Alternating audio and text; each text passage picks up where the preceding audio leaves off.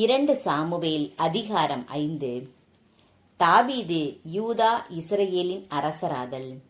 இஸ்ரவேலின் அனைத்து குலங்களும் எபிரோனுக்கு வந்து தாவீதிடம் கூறியது, நாங்கள் எலும்பும் சதையுமானவர்கள். சவுல் எங்கள் மீது ஆட்சி செய்த கடந்த காலத்திலும் கூட நீரே இஸ்ரவேலை நடத்தி சென்றவர். நீயே எம் மக்களின் இஸ்ரவேலின் ஆயனாக இருப்பாய். நீயே இஸ்ரவேலுக்கு தலைமை தாங்குவாய் என்று உமக்கே ஆண்டவர் கூறினார். இஸ்ரவேலின் பெரியோர்கள் எல்லாரும் அரசரை காண எபிரோனுக்கு வந்தனர். அரசர் தாவீது எபிரோனில் ஆண்டவர் திருமுன் அவர்களோடு உடன்படிக்கை செய்து கொண்டார். இஸ்ரவேலின் அரசராக அவர்கள் தாவீதை திருப்பொழிவு செய்தனர்.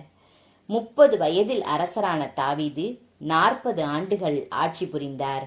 எபிரோனில் தங்கி யூதாவை 7 ஆண்டுகள் 6 மாதங்களும், பிறகு எருசலேமில் தங்கி அனைத்து இஸ்ரேல் யூதா 33 ஆண்டுகளும் அவர் ஆட்சி புரிந்தார்.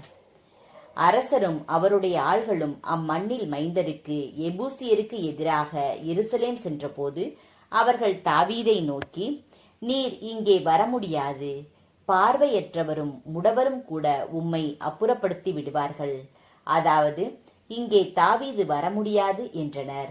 இருப்பினும் தாவீது சீயோன் கோட்டையை கைப்பற்றினார். அதுவே தாவீதின் நகர். அன்று தாவீது எபூசியரை தாக்கின்றவர்கள் குடைக்கால்வாய் வழியாக சென்று தாவீது உளமாற வெறுக்கும் முடவரையும் பார்வையற்றவரையும் கைப்பற்றட்டும் என்று கூறினார். ஆகவே பார்வையற்றவரும் முடவரும் கோவிலினுள் நுழையலாகாது என்று கூறப்பட்டது. தாவீது கோட்டையில் தங்கி அதற்கு தாவீது நகர் என்று பெயரிட்டார். மில்லோவில் இருந்து உட்புறமாக தாவீது சுற்றிலும் மதில் எழுப்பினார். தாவீது தொடர்ந்து வளர்ச்சி பெற்றார். படைகளின் கடவுளாகிய ஆண்டவர் அவரோடு இருந்தார். தீர் மன்னன் ஈராம் தாவீதிடம் தூதர்களையும் கேதுரு மரங்களோடு தச்சர் கொத்தர்களையும் அனுப்பினான். அவர்கள் தாவீதுக்கு ஓர் அரண்மனையை கட்டினர். ஆண்டவர் தம்மை இஸ்ரேலின் அரசராக நியமித்தார் என்றும் தம் மக்கள் இஸ்ரேலுக்காக அவர் தம்மை உயர்த்தினார் என்றும் தாவீது உணர்ந்தார். எபிரோனை விட்டு வந்ததும் தாவீது மேலும் பல வப்பாட்டிகளையும் மனைவியரையும் எருசலேமில் தேர்ந்தெடுத்தார். மேலும் பல புதல்வரும் புதல்வியரும் தாவீதுக்கு பிறந்தனர். எருசலேமில் அவருக்கு பிறந்தவர்களின் பெயர்களாவன: சம்மூவா, சோவாபு, நாத்தான், சாலமோன், இப்கார், எலிசுவா, நெபேகு, யாபியா, எலிசாமா, எலையாதா, எலிப்பலேற்று. பெலிஸ்தியர் மீது வெற்றி. தாவீது இஸ்ரேலின் அரசராக திருப்பொழிவு செய்யப்பட்டார் என்று கேட்டதும் பெலிஸ்தியர் எல்லாரும் தாவீதை பிடிப்பதற்கு புறப்பட்டு சென்றனர். தாவீது அதை கேள்வியுற்று கோட்டைக்குள் புகுந்து கொண்டார். பெலிஸ்தியர் வந்து இரபாயின் பள்ளத்தாக்கில் பரவினர். பெலிஸ்தியருக்கு எதிராக நான் செல்லட்டுமா? நீர் அவர்களை என் கையில் ஒப்புவிப்பீரா என்று தாவீது ஆண்டவரிடம் கேட்டார். செல், உறுதியாக நான் பெலிஸ்தியரை உன் கையில் ஒப்புவிப்பேன் என்று ஆண்டவர் தாவீதிடம் கூறினார்.